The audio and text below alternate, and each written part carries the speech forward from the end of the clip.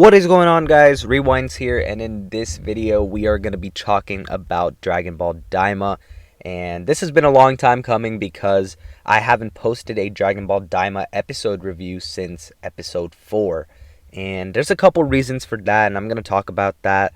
But ultimately, first things first, this is going to be a catch-up video on Dragon Ball Daima. We're pretty much going to be talking about what's happened from episodes 5 through 10 in, some skimmed fashion. I'm just going to talk about some things I liked and perhaps some things I didn't like and overall my thoughts on the show so far.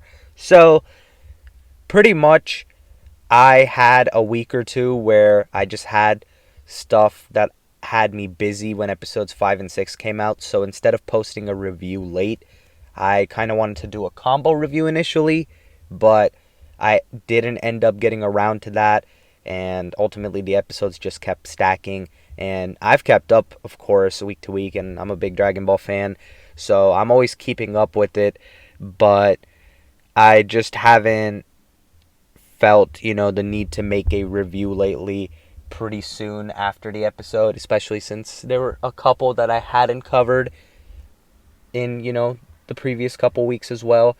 So I'm hoping that going forward, maybe I can make a couple of Dragon Ball Daima videos. I don't know for sure yet if I'm going to go back to the episode reviews or not. We're going to see, because when it comes to the episodes as well for Dragon Ball Daima, sometimes I really want to just sit there and enjoy the episodes, and I feel like I am, but at the same time I'm also thinking of stuff that would be good to talk about for my video if I'm going to be doing a review right afterwards. So that's making my experience with the show a little bit different than I would like. So we'll see if I keep up with the format of episode reviews. And if I do, maybe I'll post them, a little bit later, and we'll see how they do. But unfortunately on my channel, at least so far, Dragon Ball Daima, reviews aren't really performing too great anyway. At least not in comparison to my Naruto and Boruto stuff.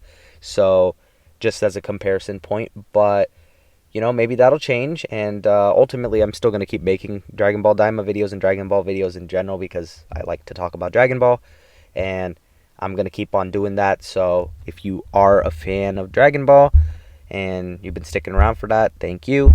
But let's talk about what's been going on. So Dragon Ball Daima episode 5 was a episode. Actually, let me not even start with that. Let's start with one big thing about this series that has been a big topic of discussion, and that would be pacing. So I feel like Dragon Ball Daima has been a little bit of a mixed bag with pacing. I feel like there are some episodes that are paced pretty solid, and there's some that feel like they're slow or have like half of the episode be slow.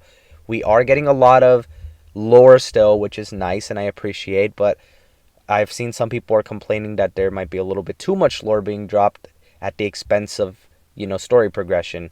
So I can see where they're coming from, but me personally, I'm enjoying the lore.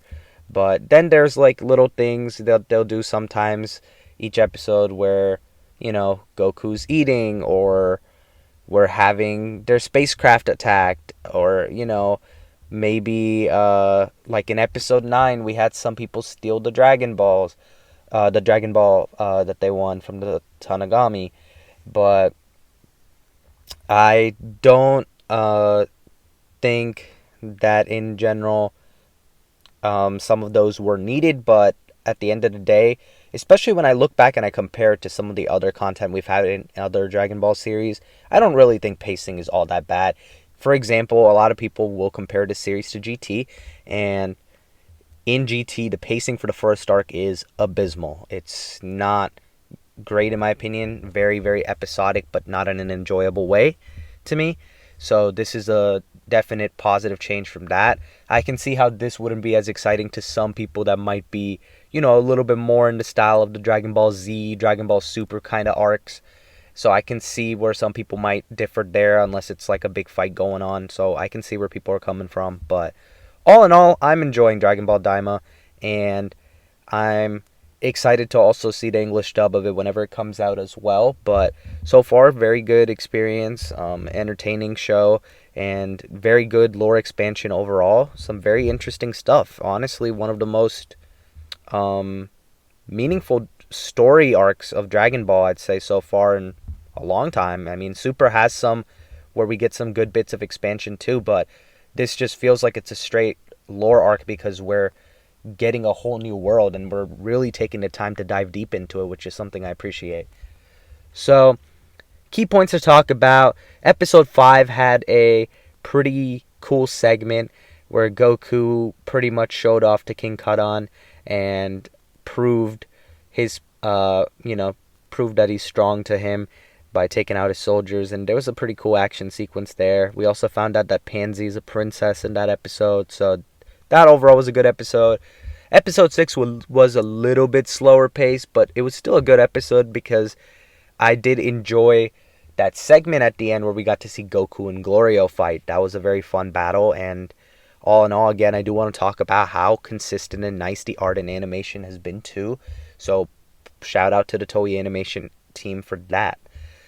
And going forward, episode 7 was one where I felt like, okay, this one is kind of slow. I mean, we had some good parts to it, but episode 7 I feel like could have been one where pacing was a little bit quicker. There were some good things, of course, too, that added in, such as, us seeing Vegeta and the rest of them. I'm pretty sure that was one point of the episode. And episode 7 also just had another one of those soldier attacks, and they removed Pansy's collar, so I guess that was the big point. And then the episode ended off with Goku going up against Tamagami number 3, and then episode 8 is where that kicked off. And by the way, we got to talk about how amazing that episode really was. Episode 8, I think so far, is definitely the best episode in Dragon Ball Daima at the moment, and I feel like it's one of those episodes that has probably one of the best fights in modern Dragon Ball.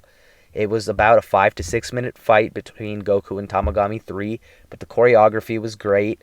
The fluidity of the animation was really nice, and overall it was just very entertaining to see. And seeing how Goku, had that beam clash with them at the end too, with the Kamehameha, going from there all the way to how he defeated Tamagami 3 with the punch at the end and making him surrender. Really, really cool stuff overall. And it just makes me wonder, going forward, how the fights are going to be with Tamagami 2 and Tamagami 1. So, all in all, best episode of Dragon Ball Daima, episode 8. Definitely recommend checking that one out if you have not. So, definitely peep that if you haven't. But aside from that, episode 8 also was good because we got to see some movement with the other people too, which was good, such as Vegeta and Piccolo and Bulma, and that was good to see. So we are moving on that end. And then in episode 9, I believe, we actually had them all get reunited, which was nice to see. And episode 9 also had that little segment where the Dragon Ball was stolen, which is fine because that's a realistic thing to happen. And this is one of those things in Dragon Ball. Whenever the Dragon Balls there's a new set of Dragon Balls, there's always someone trying to steal them. So I'm not mad at it. But the real highlight of episode 9 was for sure seeing Vegeta get in action, and even Piccolo having a little moment there. Some really cool stuff with that. So, really good action there. And seeing them get back that ship was pretty cool as well. As for some other lore things that were cool, I did like how they've been talking more about Demon World 2 lately. And we've been seeing how in Demon World 2 we have, the land of the Namekians there. And we have the land of the Glins, which is pretty much where the Kais are from now. So it's cool to see some of that stuff in episode 10, and we just got to see some of that firsthand in that with the latest episode 10. So in that episode, it was pretty cool to see, some lore stuff. And honestly, one of the biggest things that they dropped in there is something that connects to Super, which is what I'm going to talk about here in a second. But I also do want to talk about one other thing. Majin Ku. I just knew based off this design for Majin Ku that Majin Ku wasn't going to be all that. And they do have one of those Cybermen cells left. So that's likely going to be what the real version of whatever Arinsu is going to make for the final villain or big villain coming up. I feel like that's going to be what happens. But Majin Ku, I don't think the design is as bad as some people say, but the design isn't great either. And watching Majin Ku fight Tamagami 1 in episode 10 just proved what was, needed to be known. That Majin Ku is weaker than Tamagami 1, but overall he's not terribly weak. So I guess that's kind of where we leave him at. But seems like Arinsu's going to have to do another experiment and bring out someone else. And again, also for these other fights too, like the Vegeta fights, the Majin Ku and Tamagami 1 fight, same thing, really good animation, everything pretty solid. Overall, got to give praise to the show for that for sure. And it's just been a fun watch. So the biggest thing that we got in this last episode, episode 10, was how the creation of the universes came about. And this is actually some big lore. It has to do with the Glins leaving and becoming Supreme Kais across the universes, but it happened because one of the Majin creatures created all these universes, and I'm forgetting the name right now of the creature. I'm sure I can look it up and find out, but I'm forgetting the name of what they called him. But he pretty much created all these universes. So this is how it connects to Super, especially since we got a picture of some of the other Kais. And so I don't know why some people were saying this isn't canon to Super. It clearly is, especially since it's written by Toriyama. So I don't know why people were thinking that, but yeah, good connection there. So we got to get the context of the universes and everything, which was really, really cool stuff. And that was the shortened version of what Supreme Kai had told Goku and the others in the episode. And this is very interesting that we have a creature like this revealed, because this could be what connects in the next Dragon Ball Super arc potentially. And that would be interesting because we know who Zeno is, and Zeno is, the ruler of these universes in the regards of he can destroy whatever he likes and whenever he likes too. So this, in comparison, is a creature of creation, and that automatically makes me think something very interesting if we were to go this route. And this would be cool to get a couple of your guys' opinions on, if you guys want to drop a comment on it. But how would you guys feel if we had this creature of creation still around, and we had an arc of some sort where Future Trunks potentially got his timeline back? Because we know that ending of the Future Trunks arc in Dragon Ball Super was one that left a sour taste in some people's mouths, because Future Trunks did not get his happy ending and got sent ultimately to another timeline to live with another Future Trunks and Mai, along with the Mai that was in his time. So ultimately, I don't know, but I do feel like it's something that would be cool to see for sure as an arc. But ultimately, great lore expansion. That's definitely the strongest point of this show, I think.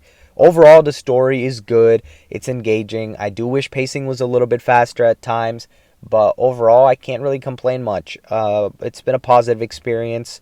Fights have been good. I do wish fights were longer, but anytime there is a fight, it's been entertaining and good. And I am hoping that as we continue to go on in the upcoming weeks now to see this final batch of 10 episodes, that the show only progresses and continues to get better. But ultimately, that's my thoughts right now on Dragon Ball Daima. So far, thumbs up from me. Would love to hear, of course, too, what you guys think of Dragon Ball Daima so far. And as for the future videos regarding Dragon Ball Daima, we'll see. I'll either do some of these kinds of videos where I do a little update and kind of give my thoughts, or I'll just do shortened reviews or maybe later reviews. We'll see. But definitely expect more Dragon Ball content for sure on the channel. That's a guarantee. But that'll wrap up this one. If you guys did enjoy the video, be sure to hit the like button and subscribe to my channel if you guys are new. And as always, I hope you guys have a good day or night whenever you guys are watching this video. I'm Rewinds, and I'm out.